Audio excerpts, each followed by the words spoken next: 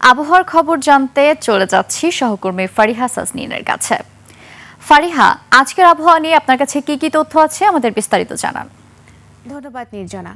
দর্শক, আজ 31 আগস্ট 2025 তারিখে দেশের সর্বশেষ আবহাওয়ার তথ্য থেকে আমরা দেখতে পাচ্ছি রংপুর, রাজশাহী, ঢাকা, ময়মনসিংহ, সিলেট ও চট্টগ্রামের অধিকাংশ জায়গায় এবং খুলনা ও বরিশালের কোনো কোনো জায়গায় অস্থায়ীভাবে দমকা হাওয়া সহ হালকা থেকে মাঝারি বৃষ্টিপাত অথবা বজ্রসহ বৃষ্টিপাত হতে পারে। সেই সাথে দেশের কোনো কোনো জায়গায় মাঝারি থেকে ভারী বর্ষণ অথবা অতি ভারী বর্ষণ হওয়ারও সম্ভাবনা আছে বলে জানিয়েছে আবহাওয়া অধিদপ্তর।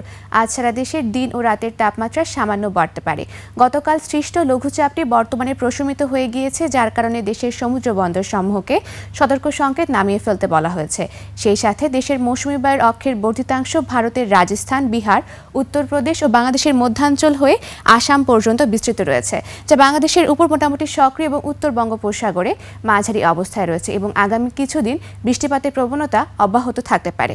বর্তমানে বিশেষ কিছু অঞ্চলের তাপমাত্রা যদি আমরা দেখে থাকি তাহলে সিলেট ও কুমিল্লায় রয়েছে 29 ডিগ্রি সেলসিয়াস, ঢাকা ও খুলনায় 30 ডিগ্রি সেলসিয়াস এবং বরিশালে রয়েছে 29 ডিগ্রি সেলসিয়াস। গতকাল সর্বনিম্ন তাপমাত্রা রেকর্ড করা হয়েছে তেঁতুলিয়াতে, যা 24.5 ডিগ্রি সেলসিয়াস এবং সর্বোচ্চ তাপমাত্রা রাজশাহীতে, যা 35.3 ডিগ্রি সেলসিয়াস।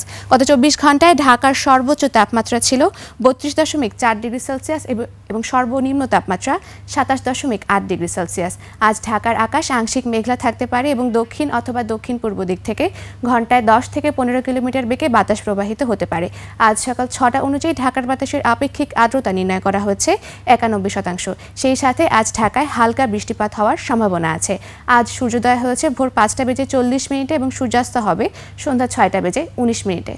দর্শক, এ ছিল আমাদের আজকের আবহাওয়ার তথ্য। ফিরে যাব নির্জনার কাছে। নির্জনা। ফারিহা, আপনাকে অসংখ্য ধন্যবাদ।